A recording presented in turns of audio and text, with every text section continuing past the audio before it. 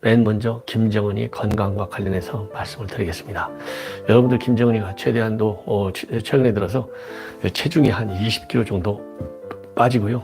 얼굴이 아주 반쪽이 되다시피 했죠. 그래서 이것을 박지원 국정원장은 다이어트 했다, 이렇게 우리 국회 정보위에서 밝힌 바 있어요. 저는 그럴 때마다 아니 김정은이가 수십 년간 다이어트를 안 했는데 무슨 뭐 갑자기 다이어트냐. 더군다나 작년 1년 내내 건강 이상설에 시달렸지 않습니까? 그런 걸로 보면 또다시 건강 이상설이 건강에 이상이 나타난 것이다. 그 후유증일 것이다. 저는 그렇게 말씀을 드렸고, 작년 4월에 갑자기 건강 이상 계속 보도가 나왔을 때도 생명에는 뭐 특별한 지장은 없을 수가 있겠지만은 그 직무상에는 뭐 다소간 영향이 있을 수 있고 그렇게 건강이 쉽게 회복되지는 어려울 것이다 라고 그때 제가 장단기 전망을 해드린 적이 있어요. 그리고 계속해서 올해 최근까지도 말이죠, 지난 7월 중에도 한번 갑자기 뭐 쓰러졌다 이런 보도가 나왔지 않습니까? 그리고 최근에는 또 대역설까지 나왔어요. 그런데 대역설은 AI를 통해서 안면 인식 기술을 통해서 확인해 보니까 대역은 아니고 김정은이가 맞다 이렇게까지 확인됐어요. 그러니까 이 안면 인식 기술을 통해서 확인까지 했기 때문에 이거는 김정은이가 살아있고 김정은이가 실체적으로 활동하고 있는 것만은 분명해요. 그리고 최근에 너무나 오랫동안 잠적을 하고 있어서 또 건강에 뭐 이상이 있는 것 아니냐 이런 설이 나왔을 때도 저도 건강 이상은 작년 4월 이후로 계속되고 있는 환경이다. 그래서 이 잠적과 건강 이상을 제가 연계시켜서 평가한 바 있어요. 자, 그런데 지금 오늘 지금 보도되는 내용을 보면 우리 언론에서 최근에 이거 김정은이 어디 갔지? 한 달이 넘도록 잠적했네. 그래서 최근에 집권한 이유를 보면 거의 2번째 최장 잠적에 해당된다 이렇게 의혹을 제기하고 나섰어요. 그러면서 이거 뭐 또 건강에 상당한 이상이 있는 거 아니냐 딱 그랬더니 바로 그 다음날 북한 매체가 보도했어요. 우리 김정은이가 지금 삼지연에 가 있어 이렇게 보도를 했습니다. 그런데 그때만 해도 이 건강 이상 뭐 체중이 늘었네 안 늘었네 이렇게 보도가 안 나왔는데요.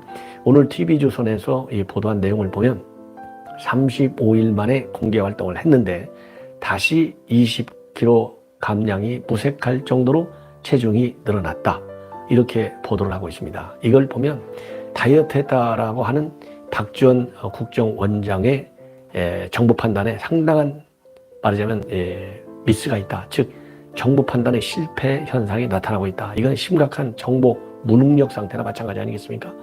자, 왜 이런 일이 있을까요? 오로지 김정은이하고 대화만 맹렬히 쫓다 보니까 이러한 건강 정보 하나도 제대로 종합적인 판단을 못하는 거예요. 그래서 대한민국 국가정보원이 참 반듯한 정보기관으로 많이 성장을 했는데 현 문재인 정권 들어와서 말이죠, 친북 인사들이 연거푸 국정원을 장악하다 보니까 완전히 정보 수집 역량과 판단 능력이 땅바닥으로 떨어졌다라고 저는 판단이 됩니다. 자, 그리고 두 번째는요, 그러면 왜 갑자기 삼지연에 갔느냐?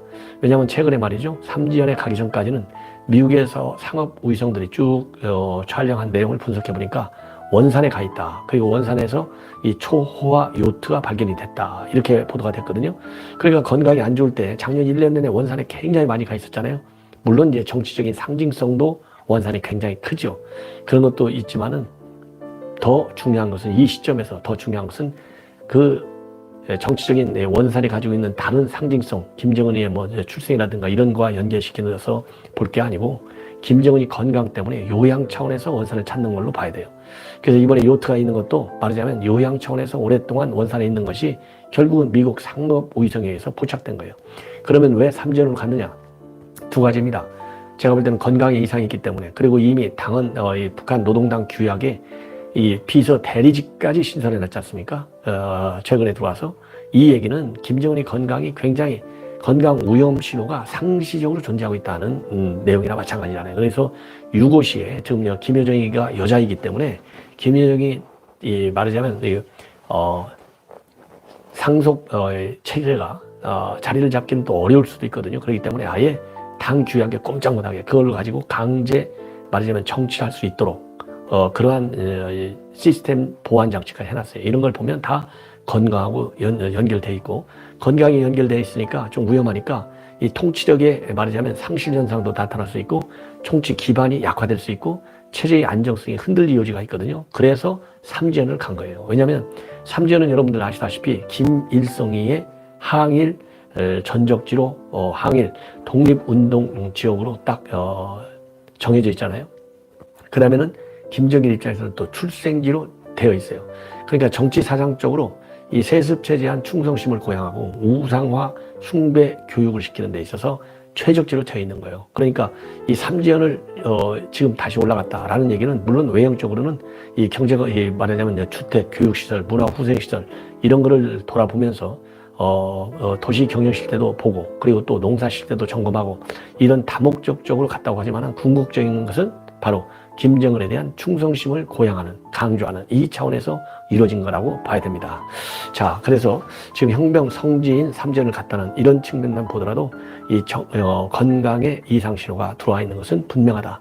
그렇기 때문에 건강이 이상하다고 그래서 이거 언제 쓰러지는 거 아니야? 그러면서 혹시라도 말하자면 체제 붕괴 요인이 촉발할 가능성을 사전에 억제하기 위해서 김정은에 대한 맹목적 충성심을 고양시키기 위해서 삼지연을 갖고 그것을 북한 매체를 통해서 선전하고 있는 거예요.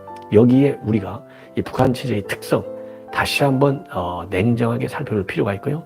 그래서 이 문재인 정권이 오로지 김정은이하고 대화만 하려고 하는데 이런 건강 상황도 정상회담을 하는 데 있어서는 굉장히 중요한 변수가 되기 때문에 고려할 필요가 있다. 그런데 지금 문재인은요, 어차피 대면 페이스 투 페이스 정상회담은 어렵기 때문에 화상 정상회담 코로나 핑계로 해서 화상은 굉장히 쉽잖아요. 이거를 추진하려고 하기 때문에 무리한 추진인데요. 이거 미국 정부의 반발이 만만치 않을 것으로 보입니다. 자, 그리고 이제 건강 두 번째는요. 북한 김정은이하고 그다음에 문재인 대통령, 그다음에 미국 바이든 이렇게 딱 묶어서 남북미 정상회담을 올림픽을 계기로 해서 북경에서 2월 달에 올림픽이 열리잖아요. 지금 문재인 정권은 호시탐탐 노리고 있어요. 그런데 이거 완전히 제가 보기에는 물 건너갔어요. 지금 미국 내 유력 언론인 워싱턴 포스트지, 그 다음에 CNN 방송 같은 걸 보면요. 지금 바이든 정부는 북경 올림픽에 보이콧 하는 것을 거의 내부적으로 결정한 것으로 보입니다. 그래서 지금 워싱턴 포스트의 조시 로긴 칼럼니스트, 굉장히 유명한 사람이죠. 이 조시 로긴이 소식통을 이용해서 이 백악관이 바이든 대통령을 포함한 정부 관리들 베이징에 가지 않는다. 이렇게 내부적으로 결정 과정에 지금 있다. 그래서 이 선수들은 참여한다 하더라도요, 이 정부 고위 관리들은 절대 가지 않는다. 이런 보이콧 카드를 지금 이 중국 인권 문제, 인권 탄압 대응 차원에서 중국 정부에 대한 압박 차원에서 이런 올림픽 보이콧 굉장히 지금 최종적인 거의 결정 단계에 돌입하고 있다고 보도하고 있고요. 그리고 CNN에서도 마찬가지 최종 결론은 아직 안 나 있지만은 거의 그쪽 방향으로 가고 있다. 이렇게 되면 결국은 이제 동맹국들이 바이든 정부와의 공동 보조 차원에서 바이든 이 북경 올림픽에는 가지 않는 방향. 그렇게 되면 누가 제일 크자 타격이 바로 문재인 대통령이다. 왜? 이 북경 올림픽을 갖다가요, 과거에 평창 올림픽과 똑같이 이 남북미 상자 간에 아주 이 전격적인 극적인 이 평화 모배 이벤트로 삼으려고 하는 거잖아요. 근데 이게 물 건너가는 거죠. 그래서 결국은 그런 방식으로 바이든 행정부가 문재인 정부를 압박하고 옥죄는, 그럼으로써 이 대북에만 매달리고 있는 문재인 정권이 미국의 대외정책 기조, 그리고 한반도 정책, 대중정책에 협조하도록 강제적으로 끌고 가는 그런 모멘텀을 만드는 형국에 처해 있다. 이렇게 판단이 됩니다. 그리고요, 이렇게 지금 미중 관계가 굉장히 대결적 국면으로 계속 치닫고 있고, 이런 이 미중 간의 외교적인 특성은요, 상당 기간 오래 지속될 것으로 보입니다. 그런데 지금 최종권 외교부 차관, 그야말로 연정 라인의 핵심 2인방이에요. 문정인이가 1인방이고요. 1인자고 2인자가 바로 최종권 정도 될 수 있겠죠. 현직 기준으로 보면. 이 최종권 외교부 차관이 지금 미국에 가 있어요. 미국에 가 있는데 거기에서 한 세미나에 참석을 했습니다. 한미 전략 포럼이라고 하는 세미나에 참석을 해서 중국 관련 질문에 대해서 답변했다가 아주 망신을 당했어요. 거기서 중국은 한국의 전략적 파트너다. 중국과의 무역관계라고 하면 한미 그리고 한일 무역량보다 훨씬 더 많다. 이런 것을 강조하면서 현실적으로 북한과의 중국과의 전략적 파트너십이 굉장히 중요하다. 이걸 강조했다가 미국 측 전직 외교 관료들, 그 다음에 한반도 문제에 관한 전문가들로부터요, 정말 망신을 당했다라는 보도가 나오고 있어요. 그 예컨대 메드로위스 전 백악관 선임 보좌관, 무슨 소리 하냐? 한미가 중국과 함께 손을 맞잡고 맞서야 된다. 이런 입장을 보였어요. 그래서 한미 동맹 관계가 계속되려면 양국은 중국의 도전에 대해서 대응을 같이 해야 된다라고 강조하고 있고요. 슈라이버든 국방부, 동아태 차관보도 더 직설적으로 한미 동맹이 그런 식으로 표류한다면 점차 약화될 수 있다는 위험에 처하게 된다. 이런 입장을 내놨는데요. 이런 거는 가기 전에 말이죠. 최소한도 현장 미국의 앞마당에 가가지고 우리는 중국하고 잘 놀 거야. 중국이 굉장히 중요해. 이런 얘기를 하면 미국이 바보입니까? 이래서 말이죠. 학자가 다 그런 건 아니지만 어설픈 학자들이 이 현실 외교의 중책을 맡으면 이렇게 얼빠진 얘기를 해요. 이게 한계입니다. 그래서 지금 현재 각 캠프에도 말이죠. 이 학자들이 많이 포진하고 있는데 이 캠프의 주인공들 후보들이 면밀하게 말하자면 신중하게 이 학자들의 기용에 대해서는요. 대한민국만큼 프로페서가 많은 나라가 없어요. 폴리세스라고 하나요? 그래서 이 정부 중요 요직에 기용할 적에는 신중을 기해야 되겠다라는 말씀을 제가 다시 한번 드립니다. 자, 이번에는요, 이번 방송의 또 메인 아이템 중에 하나인데, 윤석열 후보, 여러분들 잘 아시다시피 외교적인 경험이 없지 않습니까? 그렇기 때문에 캠프에서, 지금 연내 방미를 추진하고 있다라는 보도가 TV조선 단독 보도를 통해서 나오고 있어요. 자, 그래서 이제 미국에 건너가서 해리스 부통령도 만나고 또 블링컨 국무장관도 만나고 또 당연히 학계 인사도 좀 만나겠죠. 그리고 재외 국민투표가 있잖아요. 그래서 이미 미국을 만약에 건너가면 그 김에 LA 같이, 그래서 지금 우리 미국에서는 LA 우리 교포 사회가 제일 크잖아요. LA 제일 크고 그 다음에가 이제 뉴욕 교포사가 제일 큰데 이런 데도 좀 둘러보고 오려는 그런 안을 검토하고 있다. 이렇게 보도를 했습니다. 딱 보도가 나가니까 윤석열 캠프 측에서는 바로 문자 메시지를 통해서 이거는 사실 무근이다 이렇게 보냈어요. 그러면서 방미 추진은 본래 당선 직후 검토한 것은 사실인데 선대위 구성과 같은 산적한 현안으로 인해서 연내 방미 건은 이미 폐기가 된 상황이다. 이렇게 입장을 밝혔습니다. 자, 그런데요, 저도 이런 거를 정부 현직에 있을 때 많이 검토했는데 너무나 지금 현재 이재명도 지난번에 후보 경선이 끝나니까 미국에 가려고 했다. 그리고 이미 선발대 같은 형식으로 이 김한정 의원인가요? 이런 분들이 미국에 다녀왔지 않습니까? 그러니까 한번 현지 분위기를 살펴본 것이죠. 왜냐하면 외교 경험이 없는 것이 굉장히 큰 하자가 될 수 있고 이런 외교적인 그런 경험과 한 번에 특히 미국은 한미 동맹 관계 굉장히 중요하니까 굉장히 중요한 게 아니라 넘버원 프라이어리티죠. 이러다 보니까 미국과의 어떤 접촉면을 넓히겠다는 차원에서 이재명도 가려다가 못 갔어요. 그런데 이번에 윤석열 후보도 가려다가 결국은 못 간 게 아니라 이제 안 가는 걸로 되어 있어요. 그런데 갈 필요성은 있다. 그런데 이것도 현실적인 상황적 요소가 덜 고려된 측면이 있어요. 지금 선대위 구성이 아직도 안 끝나고 있잖아요. 지금 더군다나 내주 중에 발표한다고 하는데 내주도 그렇게 아주 부드럽게 나이스하게 마무리된다라는 보장이 없어요.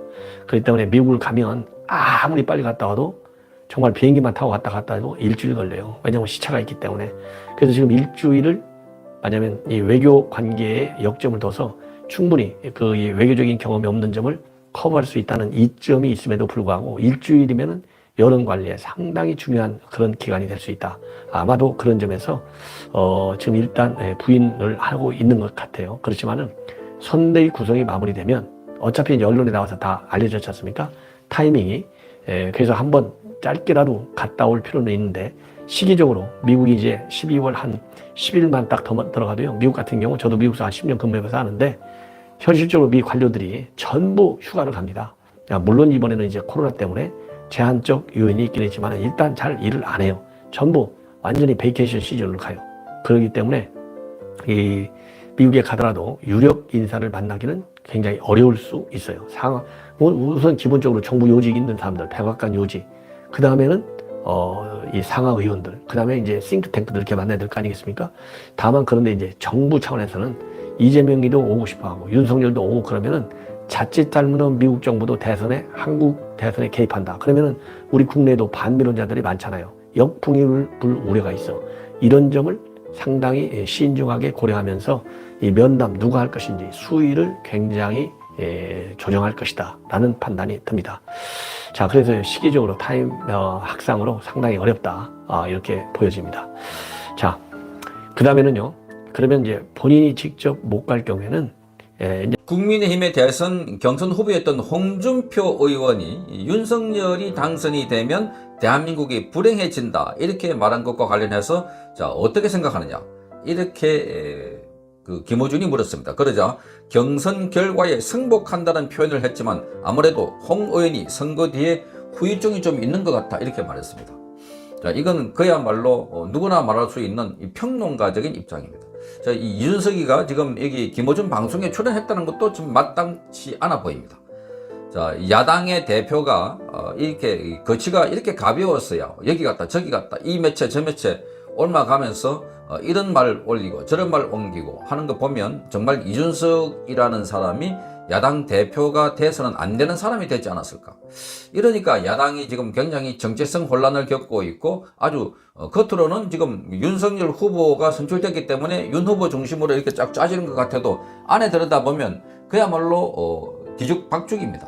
야당은 뭐 이준석이가 있죠. 그 뒤에 김종인이가 있죠. 그러니까 이준석은 김종인의 나팔수 모양, 스피커 모양으로 해서 김종인이 하는 이야기를 그대로 전달해가지고 이 사람은 안 되고 저 사람은 된다 이런 식입니다.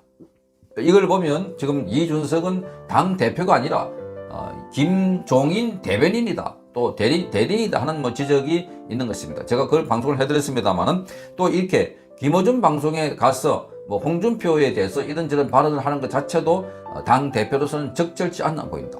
그 발언을 하더라도 홍준표의 이런 이 윤석열 후보를 저격하는 발언. 그러니까 윤석열 후보가 대한민국 대통령이 되면 불행해진다 하는 이야기는 바로 윤석열 지지를 나는 하지 않는다. 윤석열을 반대한다는 겁니다. 그 윤석열을 반대한다는 이런 사람에 대해서 홍 의원이 선거 후에 후유증이 좀 있는 것 같아. 이건 아주 홍준표 의원의 눈치를 봐도 너무 많이 보는 것 아닌가 이렇게 봅니다. 왜 그런 눈치를 볼까? 그러니까 홍준표 의원도 그동안 이준석에 대해서 이렇게 저격하지 않았는데 그러니까 서로가 그런 무슨 특별한 묻게 할 만한 관계가 있었나 하는 의심도 드는 겁니다. 자, 그러면서 이렇게 말합니다. 홍 의원도 보수 진영에서 보수층 지지를 기반으로 정치를 하는 만큼 적절한 선을 찾지 않을까 싶다 이렇게 말했습니다. 자, 보수층 지지자를 기반으로 정치를 하는 만큼 적절한 선을 찾지 않을까. 자, 이것만 보더라도 홍 후보가 홍준표 의원이 지금 이런 언행을 하는 것만 봐도 그가 얼마나 정치적인 감각이 없고 정치력이 부족한 것을 알 수가 있는 것입니다. 정치는 말입니다. 말로 가지 주목을 하지 않습니다. 그런데 정치는 말은 이 타이밍입니다. 어떤 말을 하느냐. 그래서 어떤 말은 아주 갈증날 때 시원하게 해주는 얼음과 같은 말이 있고 그런데 어떤 말은 정말 하나만한 말이 있고 어떤 말은 해서는 아주 해악되는 말이 있는데 지금 홍준표는 세 번째 말을 해서 본인과 그리고 주변 사람들에게 타격을 주는 말을 하고 있다. 그거는 정치인으로서는 아주 꽝이다. 잘못한 거다. 최악이다 하는 겁니다. 그러니까 차라리 말을 하지 않는 것이 제일 좋다. 그래서 어떤 의미에서 침묵은 금이다 하는 이야기가 이런 경우가 아닐까. 그러니까 홍준표 의원이 본인이 백의종군한다 하고 그렇게 선언을 했으면 차라리 가만히 있으면 낫지. 이렇게 젊은이들과 따로 모아가지고 플랫폼을 만든다고 하면서 거기에 주로 지금 이슈가 되는 내용들이 부각되는 내용들이 나는 윤석열을 돕지 않는다 이겁니다. 말하자면 나는 윤석열이 대통령이 되면은 대한민국이 불행해진다. 이 말은 나는 윤석열을 지지하지 않는다. 그런데 문제가 되니까 나 그 말 그 뜻이 아니다. 백의종군한다고 했다. 확대 해석하지 말아라. 이렇게 말하고 있지만 정치인이 그렇게 다른 사람들에게 발언을 해놔놓고 그걸 또다시 설명하고 해석하고 해야 할 정도라면 아주 낮은 수준의 정치를 하고 있다 하는 겁니다. 낮은 수준에. 그러니까 홍준표의 정치는 뭐랄까, 이 정치 좀 품격이 있는 정치, 좀 이 국민들 기대 수준을 높이는 정치가 아니라 저 밑바닥에 있는 그런 정치가 아닌가. 그런 언어 구사 능력을 가지고 정치한다는 것에 굉장하게 본인으로서도 리스크가 많은. 그래서 사실은 홍준표 의원은 발언들을 몇 차례 하지 않았지만 단 몇 차례 발언 가지고 그동안 정치 활동한 걸 전체를 다 까먹고 있는 그야말로 손해보는 정치, 손해보는 말을 하고 있다 하는 생각이 듭니다. 자, 그러면서 윤 후보도 최대한 노력을 기울여야 하고 홍 의원도 거기에 부응해야 한다 이렇게 말했습니다. 지금 이 이준석은 그러면 윤 후보가 어떻게 노력을 기울여야 되나? 지금까지 뭐 많은 노력을 했고 또 그 홍준표 의원에 대해서 전화를 했는데 아직 전화를 받지 않더라 얘기를 했습니다. 어제도 그 말을 했습니다. 그러니까 홍준표 의원에게 전화를 해서 같이 갑시다 또는 뭐 도와주십시오 뭐 이런 이야기를 하도 아예 전화를 받지 않는다는 자체는 나는 당신과 관계를 맺고 싶지 않다. 전화를 받지 않는다는 것 자체가 완전히 상대방은 한쪽을 무시한다. 도저히 같이 갈 수 없는 상대다. 이런 건 아니겠습니까? 그런데 뭘 또 노력을 더 기울여야 하나? 그러니까 이 이준석은 윤석열에 대해서는 뭐 이렇게 하이에나가 몰려든다, 파리떼가 몰려온다, 막 직격을 하면서도 자기 마음속에 두고 이 우리 편이다 싶은 사람들은 감싸고 돕니다. 바로 홍준표가 그런 인물이 아닌가, 또 유승민이가 그런 인물이 아닌가. 그런데 윤석열에 대해서는 또는 안철수에 대해서는 윤석열에 대해서는 처음부터 뭐 토론회 2번이면 낙마할 사람이다. 응? 뭐 넘어뜨려야 한다. 이런 식으로 해서 처음부터 전화 녹음도 하고 많은 문제를 일으켰던 당사자가 바로 이준석이다. 그러니까 이준석은 그 나이에 걸맞는 뭐 정치를 못할 뿐만 아니라 아예 정치를 잘못 배운 것 같다.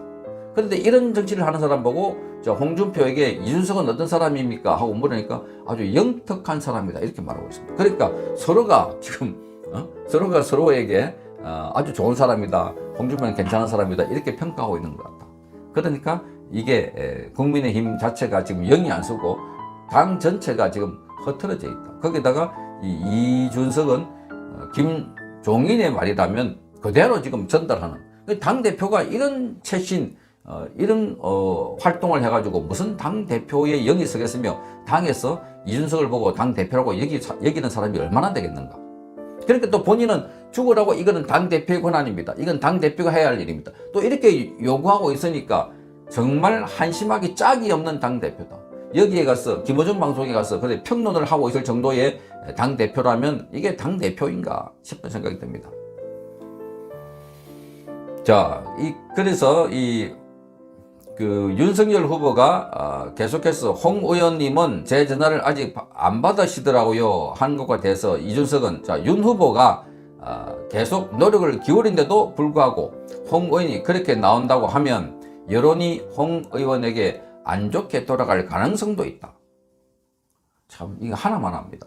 여론이 홍 의원에게 안 좋게 돌아갈 가능성이 있는 게 아니고 안 좋다, 여론이 아주 나쁘다는 걸, 이거 이제 딴 사람 같으면 아마 이렇게 얘기했을 겁니다. 아주 이렇게 해서는 안 됩니다. 대선 후보답지 않습니다. 정치를 앞으로 안 하겠다는 소리와 똑같습니다. 폭이 이렇게 작아야 어떻게 앞으로 정치하겠습니까? 이 말을 해야 되는데 여론이 홍 의원에게 안 좋게 돌아갈 가능성, 이게 이준석이다. 그러니까 이준석이라는 사람의 이게 젊음도 패기도 용기도 결기도 하나도 보이지 않습니다. 오로지 정치 공학만 봐서 우리 편, 내 편, 그리고 내게 이익이 될 사람, 요것만 따지고 있는 것 아닌가 이렇게 보여집니다. 자, 그리고 윤 후보의 아내 김건희 씨 등판 시기를 묻는 질문에 대해서는 아직 적응 시간이 필요하다. 자, 이 대표는 윤 후보도 이준석입니다. 윤 후보도 정치적으로 활동을 한 지 얼마 안 됐고 이재명 민주당 후보 부인이야 당연히 성남시장 부인으로서 그리고 경기도지사 부인으로서 공적인 활동을 일찍 시작한 케이스이기 때문에 적응을 하겠지만 우리 후보 경우에는 가족 전체가 적응하는 시간이 필요해 보인다 이렇게 말했습니다. 이런 논리라면 후보가 뭐 적응한다는 게 아니고 여기 당에서도 적극적으로 옹호해주고 비호해줘야 되는데, 자, 이준석은 지금 김건희 씨를 향한 더불어민주당이나 검찰의 공격에 대해서는 한마디도 거의 하지 않고 있는 상황입니다. 그러니까 이렇게 돌봐주지 않고 지켜주지 않는데 누가 나오겠나? 정치적으로 적응한다는 거는 그거는 그냥 핑계입니다. 무슨 적응이 필요합니까? 사회생활 하는 사람이 밖에 나오면은 자, 이런 질문하는 거하고 정치인들에게 뭐 필요할 때에서 말하는 거 외에는 특별하게 정치인이라고 다른 활동을 할 게 없다. 모든 사람은 정치적인 동물이기 때문에 어디 가더라도 어떤 상황에서도 자, 정무적인 판단을 해서 발언을 하게 되는 겁니다. 근데 그거 적응해야 된다? 그렇게 제대로 적응하려고 하면 수십 년 걸려도 못하는 겁니다. 단 일주일만, 단 하루 만에 나오더라도 다른 사람들에게 판단해가지고 아 이건 이렇습니다 하고 할 수 있는 거는 그건 적응해서 또 공부해서 되는 게 아니고 본인이 타고난 정치적인 능력인 것입니다. 그 능력이 그러는데 그거를 공부한다고 이걸 학습한다고 적응한다고 되는 것도 아니다는 겁니다. 오히려 김건희를 포함한 윤석열에 대한 공격을 당에서 적극적으로 차단하고 반격을 해줘야 되는데 거기는 하지 않고 자기 당에 대해서 막 공격하는 거. 야 여기에 내 편 사람이 캠프에 들어가야 되는데 내 측근이 선대위에 들어가야 되는데 여기만 관심을 갖고 있기 때문에 그런 이야기가 나온 거 있는 것 아닌가 하는 생각입니다. 자, 이 김어준이가 후보 부인에 대한 품평도 대선에서 선택의 기준에 들어간다 이렇게 말했습니다. 그러자 그건 철저하게 후보 가족의 성향의 문제다 이렇게 말했습니다.